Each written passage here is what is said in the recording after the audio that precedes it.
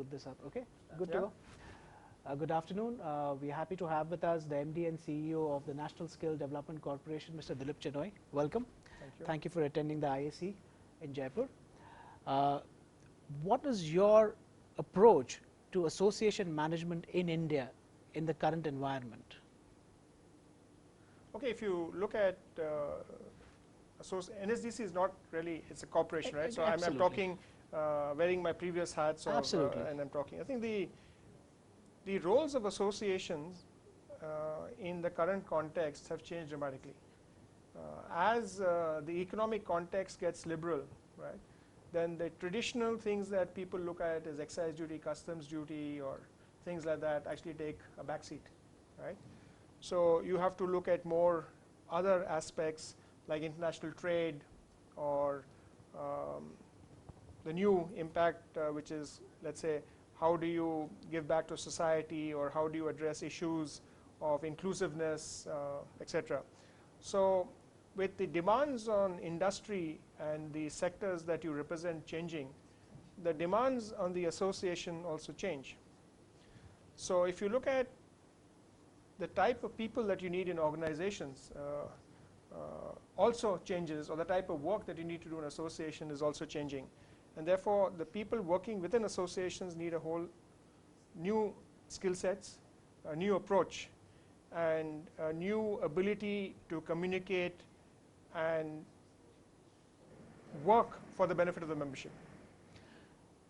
Unlike the West, where lobbying is considered to be an active part of advocacy, in India it's termed more as industry representation. How efficient has actually associations been in representing their respective industries with the government in power? So, you know, if you look at which I mentioned, the traditional role of industry association was making a representation to government to accept something that will be beneficial to members at large, right? Now, the areas where government regulation or government intervention are rapidly decreasing across sectors, right?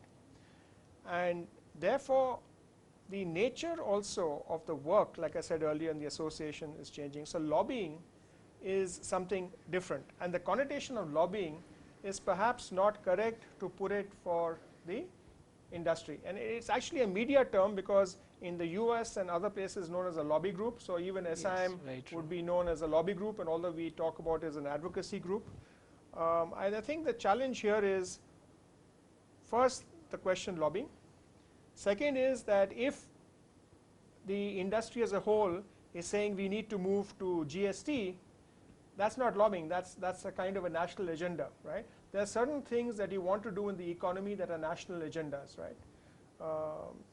And there are other things that are benefiting your members vis-a-vis the interests of other members, or benefiting a section of your membership vis-a-vis another section of your membership.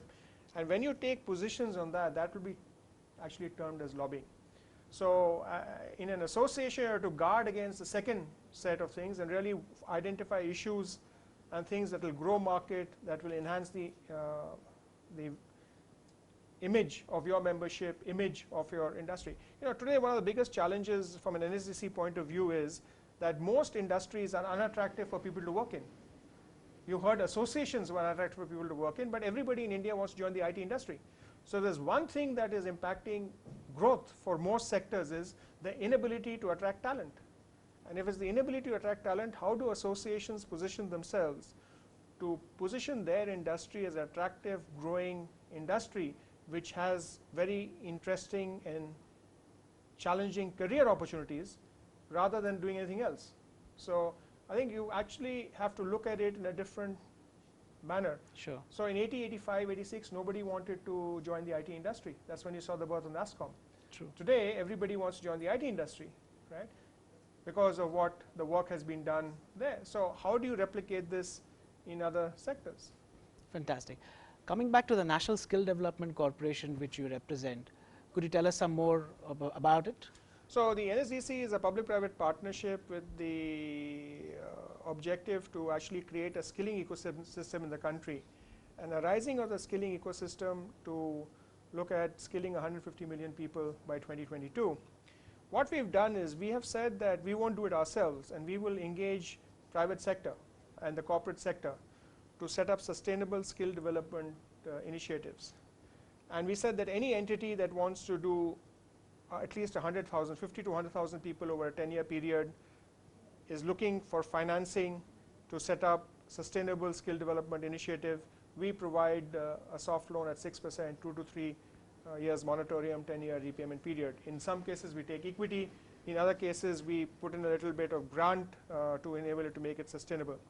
The second and most important thing, and which is directly linked to the associations, is that we are setting up, one of the biggest things is that members of associations told the government that we don't find skilled people, and we have no role in the assessment and certification of people. So the NSDC is setting up sector skill councils, which are really groups of employers and associations coming together to set standards in their sector. We have 31 sector councils. Automotive is one where FADA, CIAM, and ACMA have come together. So all the three associations have come together. We have the the Banking and Financial Service Association, IRDA, IBA, everybody coming together, NSE, BSE, etc., banks, financial institutions, etc., coming together. We have the food processing, where the various associations, food processing, have got together. Petrotech and the others have got together in the oil and gas. So there are 31 such sectors which are there. And the idea is that these people get together and set the standards for a job role from a peon to the CEO in their organization. So that could be shared with the academic community or the training institutions. And if you train to that standard, they will come in and certify you, so that then the whole employment and the whole value chain is actually created. So till last year we had done about 2 million people or 20 lakh people. This year our target is 33 lakh people. We have about 136 partners who we have approved. 14 more will be approved this week. We have a board meeting next month, so we'll add more. We plan to add 87 more partners this year. They have around 2,009 centers in 367 districts of the country. And we manage the ecosystem, so I have a team of 42 people, right, the NSDC as an organization didn't exist 3.5, 4 years ago. We had about 3 employees or 4 employees. And that's a remarkable story. Because I think in the collective sense, I think it's a contribution which is very significant and perhaps hasn't had enough, prominence in. Yeah, actually it's very interesting, because if you look at even while 3 million or 2 million or 5 million may be a big number, but in the context of 150 million that we do by 2022, it pales into insignificance. So I think we are getting there. The 136 partners that we approved will train about 80 million people over the 10 years. And if you look, the challenge here is that we've approved these partners. Now it is for the partners, and they're good. NIIT is a partner, Mahindra is a partner, Asian Paints is a partner, the Kalyani Group is a partner. Sure. We have also promoted entrepreneurs there. So I think you'll see it happening. It's a challenge, it's fun, and getting all the associations into a room. I would love to actually talk to them on this topic, but maybe next year. And finally, how do you see the India Association Congress as a platform for associations?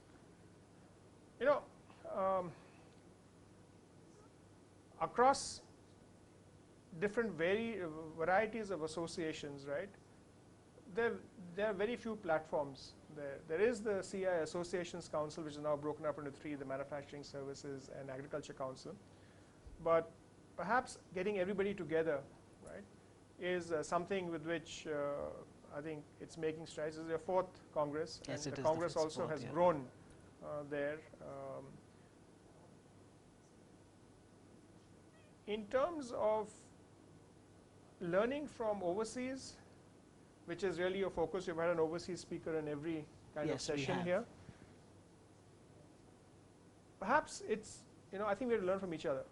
The Indian context is very, very much different than what it is there. And one of the things is that we need to get the people who actually deal with associations into the room. Very true.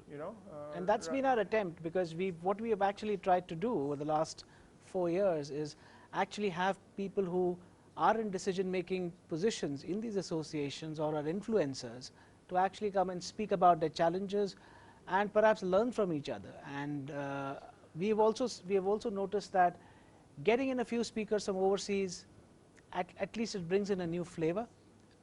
Rather than hearing the same kind of rhetoric at times, we actually get in people who share experiences, and that's what the context has been.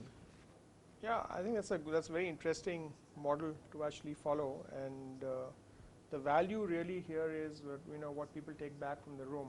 Absolutely. So that's the big challenge there. Thank you very much, Dilip. Thank you very much. Thanks. And good luck with NSDC. Thank you so much. You.